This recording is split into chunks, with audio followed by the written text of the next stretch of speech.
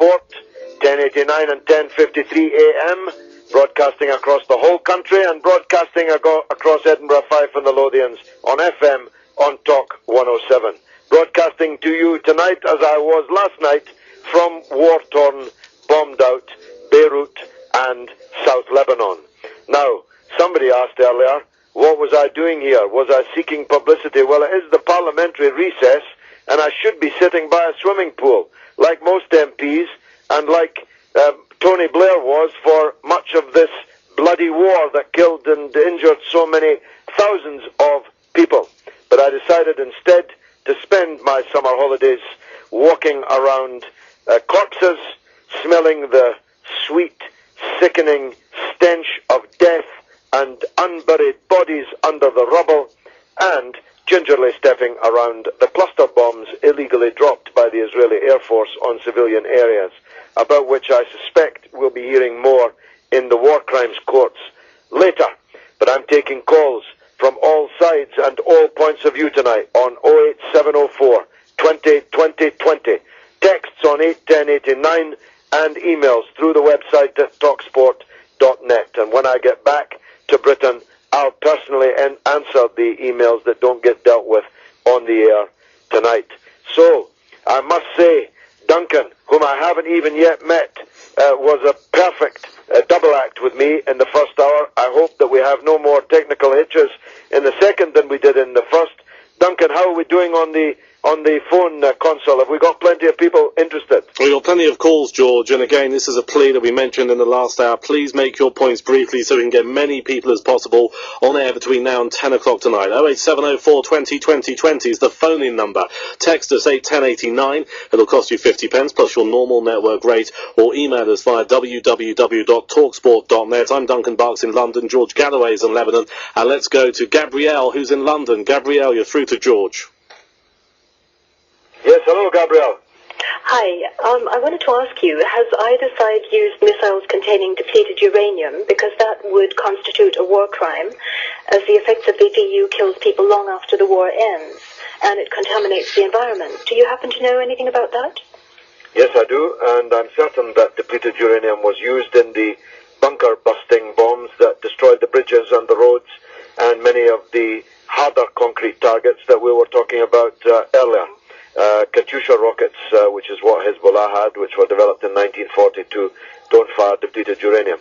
But I'm certain that the huge bombs that destroyed these massive bridges that I was trying to traverse earlier today contained depleted uranium tips, and there's nothing specifically criminal about Israel's using of those. That's a crime that's been used by Britain and by America in the Gulf War in 1991, in the Yugoslav war, and in the Iraq war of 2003. So Israel will say it's only doing what Britain and America have already done, using depleted uranium weapons. But you're right, they leave a residue in the air, in the land, in the water, and then in the food chain, which enters the human beings wherever they're used, and the half-life of that depleted uranium runs into hundreds of millions of years. All right, many thanks for your call. Let's go to Ian in Hounslow. Ian, you're on Talk Sport and on Talk 107. Good evening. Very good evening, George. How are you today? Nice yes, Ian, yes. I just read out my notes, and you can pick the one out you like. Okay. Blair, Bush, Poodle and all that, but there are some worse combinations in history, like Churchill and Hitler. What about Thatcher and Reagan, where we had the atomic bomb based in this country agreed in common? And at least the Russians are not involved in this one. What about Iran and the atomic bomb? Where does all these things stack up? And in your judgment, how do the Russians play in all this game? Because I tell you, when this game kicked off, are you listening? Yes, of course. Yes, of course. Go ahead. When this game kicked off, I was a bit concerned, and I started doing it. I'm not exactly paranoid, but I started doing the websites of how to make a bomb shelter and all that, in case it really got rocky and rolling fits. So, in defence of the United Kingdom and all that game, I mean, how far do we go with all this before the Russians become involved and all that? And what do you reckon on Iran and the atomic bomb? I mean, sooner or later, I mean, I'm a socialist as well, same as you. But sooner or later, I mean, do you want Iran to have an atomic bomb? I'm not convinced that's a good idea. And sooner or later, if they don't do it diplomatically, they've got to have an atomic bomb. They've got to have a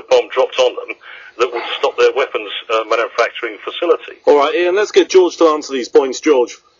Yeah, I mean, I can't do them all justice because all of them would take too long, but I'll try to deal with two of them. First, the comparison with the Thatcher-Reagan relationship and the Blair-Bush relationship.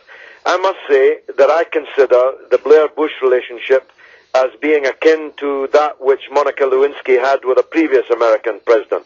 It's unequal, it's undignified, it's disreputable, and it requires the weaker partner to be constantly on their knees. That was not true of the relationship between Thatcher and Reagan. In fact, if anything, it was Thatcher that was leading Reagan by the nose. And interestingly, on the one occasion when Reagan did something against our interest, when he invaded a British Commonwealth country called Grenada, Thatcher read him the Riot Act because he hadn't even consulted the British government, and she told them what for. Now, it's inconceivable to imagine Tony Blair doing the same thing.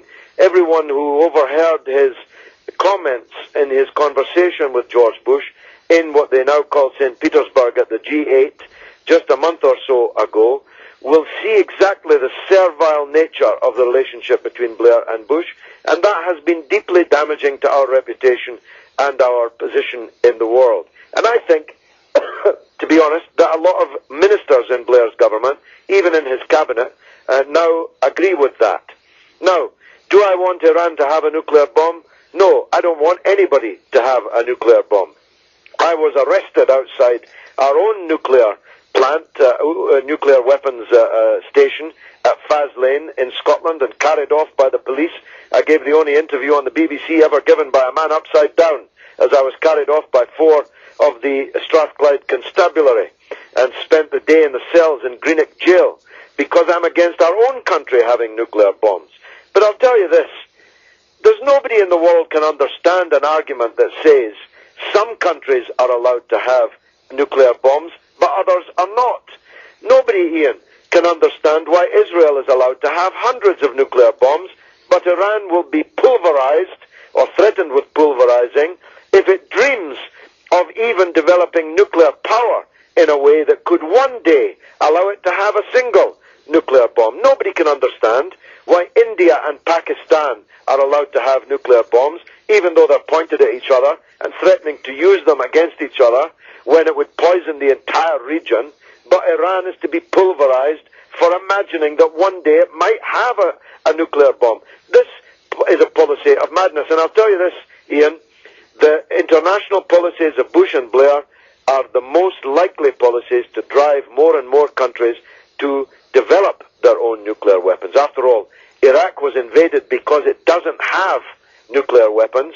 North Korea will never be invaded because it does have nuclear weapons. Moral of the story, get yourself a nuclear weapon if you don't want Donald Rumsfeld and Margaret Beckett running your country. Ian in Hounslow, many thanks for your call.